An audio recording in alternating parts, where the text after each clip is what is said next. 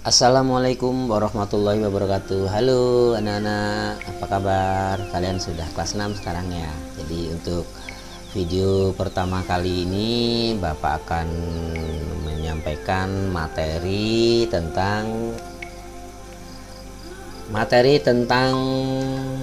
tema 1, selamatkan makhluk hidup, dan subtema 1 yaitu tumbuhan sahabatku. Oke ya anak-anak, sebelum pelajaran dimulai, marilah kita bersama berdoa menurut agama dan keyakinan kita masing-masing. Berdoa dimulai. Selesai. Baik, untuk kompetensi dasar yang akan kita capai pada pembelajaran kali ini, yang pertama kita lihat dari IPA, materi IPA 3.1 membandingkan cara perkembangbiakan tumbuhan dan hewan. Kemudian pada KD 4.1 menyajikan karya tentang perkembangbiakan tumbuhan. Kemudian untuk bahasa Indonesia, yaitu menyimpulkan 3.1 menyimpulkan berdasarkan teks laporan hasil pengamatan yang didengar dan dibaca. Untuk KD 4.1 menyajikan simpulan secara lisan dan tulis dari teks laporan hasil pengamatan atau wawancara yang diperkuat oleh bukti. Kemudian untuk kompetensi dasar IPS 3.1 mengidentifikasi karakteristik geografis dan kehidupan sosial budaya, ekonomi, politik di wilayah ASEAN. KD 4.1 menyajikan hasil identifikasi karakteristik geografis dan kehidupan sosial budaya, ekonomi, dan politik di wilayah ASEAN. Oke anak-anak. Kemudian tujuannya pembelajaran pada hari ini adalah tujuan pembelajaran yang pertama, setelah membaca teks tentang perkembangbiakan jagung, siswa mampu menemukan ide pokok dan informasi penting serta menyajikannya dalam bentuk diagram. Kemudian yang kedua, tujuan yang kedua, setelah menemukan ide pokok dari bacaan, siswa mampu mengembangkannya dengan menggunakan bahasanya sendiri secara rinci menjadi sebuah tulisan. Dan tujuan yang ketiga, setelah mengamati bunga, siswa mampu mengidentifikasi perkembangbiakan generatif melalui gambar yang dibuatnya dan memanfaatkannya dengan benar. Dan manfaatnya dengan benar maksudnya. Kemudian tujuan yang keempat, setelah berdiskusi, siswa mampu melaporkan perkembangbiakan generatif melalui tabel dan manfaatnya dengan benar. Kelima, setelah membaca teks tentang ASEAN dan kehidupan sosial budayanya, siswa mampu menyebutkan kehidupan sosial budaya dari dua negara ASEAN terkait kondisi geografis dengan benar. Dan tujuan yang terakhir pada pembelajaran satu ini, setelah berdiskusi, siswa mampu menulis laporan tentang perbedaan sosial budaya dari dua negara terkait kondisi geografisnya dengan benar melalui diagram Venn. Nah, itu dia tujuannya pembelajaran kali ini ya anak-anak. Kemudian kalian saat ini sedang berada di kelas 6 SDN 17 B2C PAUD dan sedang menyaksikan channel Mr. Ngahadi. Jangan lupa kalau video ini bermanfaat buat kalian nanti, silahkan di subscribe, kemudian like, komen, dan share ya ke teman-teman supaya teman-teman juga bisa belajar bersama kita. Nah, perhatikan berbagai tumbuhan di sekitarmu anak-anak ya. Apa manfaat tumbuhan bagi kehidupan? Yuk kita cari tahu. Kalian lihat apa manfaat tumbuhan buat kalian, kemudian apa manfaat tumbuhan buat hewan, atau bahkan mungkin apa manfaat kita buat tumbuhan, sebaliknya seperti itu. Oke, lanjut anak-anak. Amati gambar berikut, ada sapi, ada orang sedang nyemprot, merawat tanaman, anak-anak sedang bermain di bawah pohon. Kemudian ibu sedang mencuci sayuran, sedang memanen wortel dan sebagainya. Itu salah satu manfaatnya. Nanti kalian cari sendiri manfaat tumbuhan di sekitar kalian ya. Oke, baik, kita baca, ada beberapa bacaan, kita baca bersama-sama ya anak-anak ya. Baik. Bagaimana jagung berkembang biak? Jagung merupakan salah satu tanaman yang dijadikan bahan makanan pokok di berbagai tempat. Juga di Indonesia, contohnya penduduk Pulau Madura menjadikan jagung sebagai makanan pokoknya. Jagung merupakan salah satu tanaman penghasil karbohidrat yang sangat diperlukan oleh tubuh. Kemudian seorang petani jagung memulai pembiakan tanamannya dengan menanam biji jagung. Setelah 3-4 hari, bakal tanaman akan muncul di permukaan tanah. Tanaman jagung akan terus tumbuh menjadi besar. 3 hingga 3,5 bulan, buah jagung dapat dipanen oleh petani. Buah jagung yang berbentuk seperti tongkol banyak mulanya berupa sekuntum bunga. Bunga jagung memiliki helai-helai rambut halus pada bagian ujungnya. Pada helai rambut tersebut terdapat tepung sari. Tepung sari akan terbang terbawa angin ketika angin bertiup. Tepung sari yang terbawa angin sebagian akan jatuh di kepala putik yang terletak di bagian bawah bunga pada pohon jagung yang lain. Ketika itulah terjadi pembuahan. Nah, itu lihat gambarnya anak-anak. Oke ya, seperti itu dia teknik pembuahannya. Setelah terjadi pembuahan, bunga jagung tersebut terus berkembang hingga menjadi buah jagung. Perkembangan itulah yang dapat diamati dari waktu ke waktu. Buah jagung akan siap dipanen ketika rambut jagung sudah berwarna kecoklatan dan bagian tongkolnya sudah mengering. Apabila buah jagung tersebut dikupas, akan memperlihatkan biji jagung yang kekuningan. Bagian yang dinamakan oleh manusia adalah biji jagung. Bagian yang dimakan adalah biji jagung. Kemudian supaya jagung selalu tersedia sebagai bahan makanan manusia, maka petani jagung harus menanam kembali sebagian biji jagung dari hasil panen. Jangan dimakan semua ya anak-anak ya. Kemudian biji jagung yang tua dapat ditanam kembali. Dari sinilah akan dimulai lagi perkembangbiakan jagung. Oke ya anak-anak. Nanti kalian setelah membaca bacaan, berulang-ulang kalian baca di buku kalian, silahkan nanti kalian buka halaman 2 ya. Nah, setelah kalian selesai membaca, silahkan kalian membuat ide pokok pada masing-masing paragraf. Jadi itu ada diminta kalian membuat ide pokok masing-masing paragraf. Nah, di sini paragraf 1 ide pokoknya apa? Paragraf 2 ide pokoknya apa, paragraf 3 ide pokoknya apa, dan seterusnya sampai pada paragraf kelima. Nah, nanti kalian kerjakan pakai buku kalian, tulis dan pada waktu yang kita tentukan nanti dikumpulkan. Oke ya anak-anak ya. Kemudian bagian-bagian bunga, jagung juga memiliki bunga, termasuk tumbuhan-tumbuhan lain memiliki bunga. Pada saat itulah mereka nanti akan mengadakan ataupun terjadi penyerbukan. Bagaimana dan seperti apa bentuk-bentuk bunga, kita lihat anak-anak.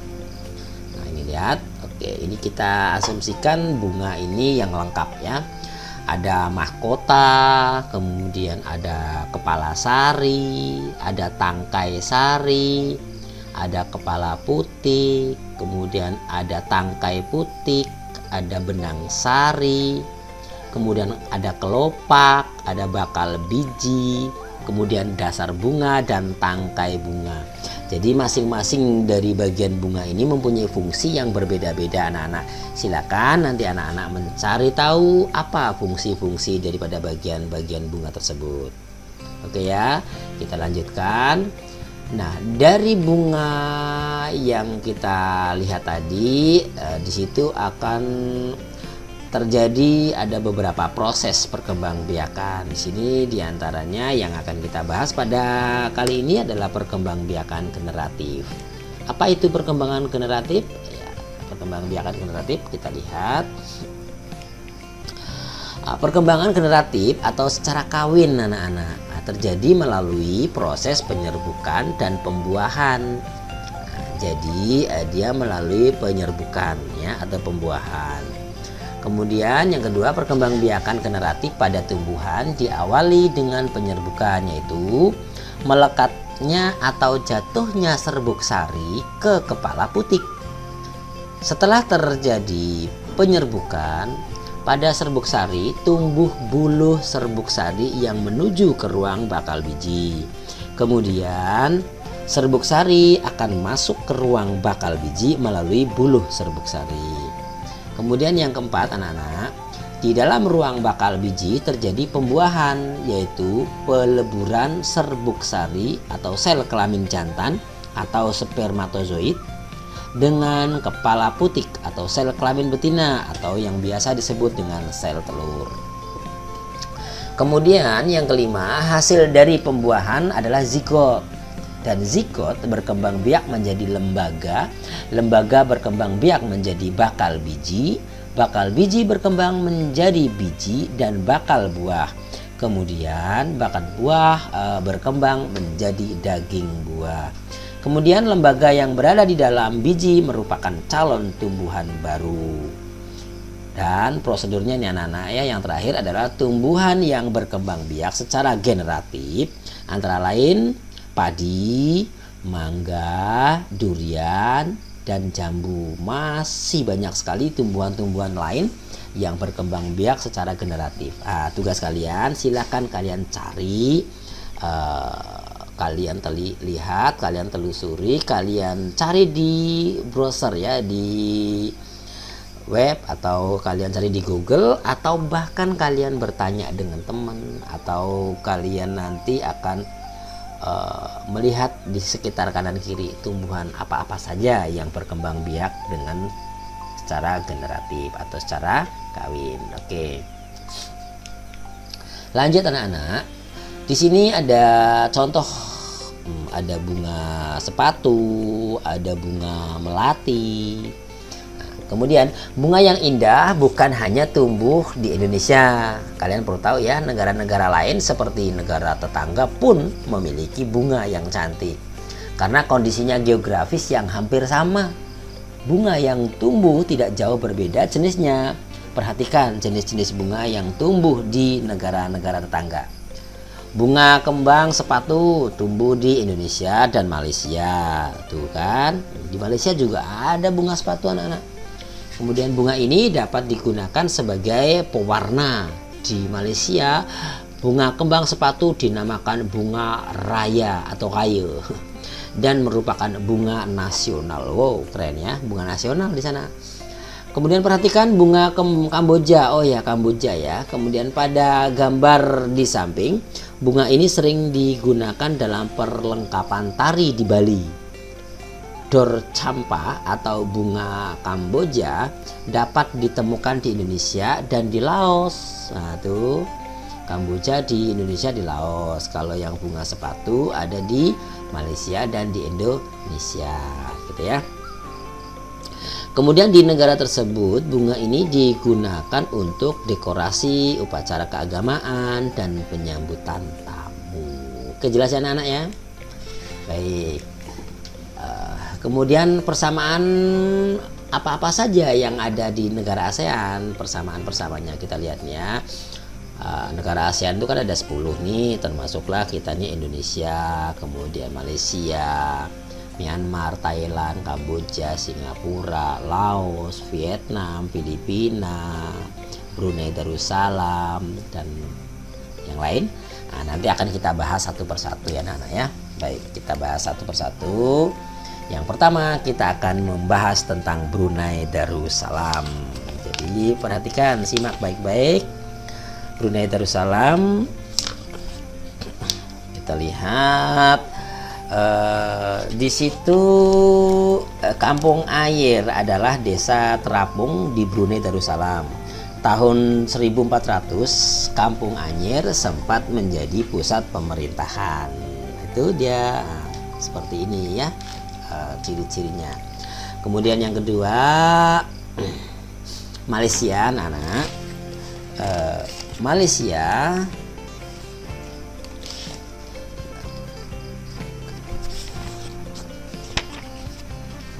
patung Dewa Murungga di Malaysia merupakan patung berukuran 42,7 meter. Wow, tinggi dan besar ya anak-anak ya. Patung ini terletak di Batu Kafes, gua yang merupakan salah satu kuil Hindu di luar India yang paling populer yang didedikasikan untuk Dewa Murungga. Wah, ternyata di Malaysia keren ya, punya patung besar ya. Patung itu namanya patung Dewa Murungga. Oke, kemudian yang ketiga, anggota ASEAN yang ketiga adalah Filipina. Budaya Filipina merupakan hasil perpaduan antara budaya barat dan timur. Kehidupan budayanya dipengaruhi oleh budaya Melayu, Tionghoa, dan Spanyol. Bahasa Filipina adalah bahasa nasional dengan bahasa Inggris sebagai bahasa pengantar untuk urusan perdagangan dan pergaulan. Itu salah satunya anak-anak ya. Itu adalah sejenis permainan dengan menggunakan kata-kata seperti kuya, ate, manon, dan sebagainya. Oke ya. Nanti anak-anak bisa baca di buku halaman 10 ya. Oke. Lanjut ke berikutnya, Kamboja. Kamboja juga ada yang mirip dan terkenal. Banyak candi di Kamboja terbuat dari batu. Dewa-dewa dari agama Hindu dan Buddha terukir pada tembok. Kemudian tari yang terkenal di sana, tari Apsara, lahir pada tahun 2000 tahun yang lalu. Relief tarian banyak ditemukan di bangunan-bangunan keagamaan di Kamboja. Oke. Kemudian yang ke berikutnya yaitu Myanmar. Myanmar disebut sebagai negara 1000 pagoda. Hal ini disebabkan karena sangat mudah menemukan kuil-kuil suci Buddha. Oke ya. Kemudian berikutnya Vietnam. Anak-anak, Vietnam, permainan menangkap jangkrik. Wow ya, kalau di Vietnam permainan menangkap jangkrik dengan mata tertutup adalah permainan tradisional anak Vietnam. Tuh kan, jadi bergandeng, tangannya matanya ditutup. Oke. Di Indonesia juga ada ya permainan seperti itu. Kemudian berikutnya adalah anggota ASEAN yang berikutnya adalah Laos, anak-anak ya. Laos, nama Laos berhubungan dengan penemuannya yaitu Ai Lao. Orang Laos terkenal kesabaran dan kesederhanaannya. Hal ini terkait dengan ajaran agama Buddha yang banyak dianut masyarakatnya. Itu salah satunya apa ya namanya, kalau yang agama Buddha berarti apa namanya? Yang pemimpin agama Buddha biksu ya. Oke, susah benar Bapak nyebutkan. Oke, kemudian lanjut berikutnya negara Singapura. ASEAN yang berikutnya adalah Singapura. Singapura memiliki lambang negara yaitu Merlion. Merlion adalah patung kepala singa dan berbadan ikan. Oke, nanti dibaca sendiri, dicari sendiri, dieksplor sendiri apa sejarahnya dan sebagainya di buku kalian di halaman 12 anak-anak ya, nanti dibaca. Kemudian yang berikutnya adalah Thailand. Oke, di Thailand adalah satu-satunya negara di ASEAN yang tidak pernah dijajah bangsa Eropa. Bapak ulangi, Thailand adalah satu-satunya negara di ASEAN yang tidak pernah dijajah bangsa Eropa. Thailand dalam bahasa Thai adalah Pratet Thai yang artinya tanah kebebasan. Oke lah ya. Itu Thailand. Kemudian anak-anak juga harus tahu bahwa 10 negara ASEAN yang sudah Bapak jelaskan satu persatu tadi, silahkan kalian dalami lagi dalam buku kalian. Kemudian nanti kalian punya tugas ya. Tugasnya adalah ini, membuat diagram Venn. Diagram Venn ini kalian nanti suruh memasukkan dua negara,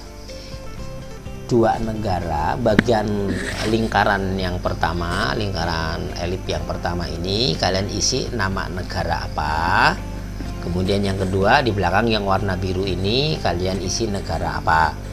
Nah, apa-apa saja ciri khas keunikan di negara tersebut. Kemudian yang terpotong ini, yang irisan ini, silakan kalian masukkan apa yang kesamaan dari dua negara itu.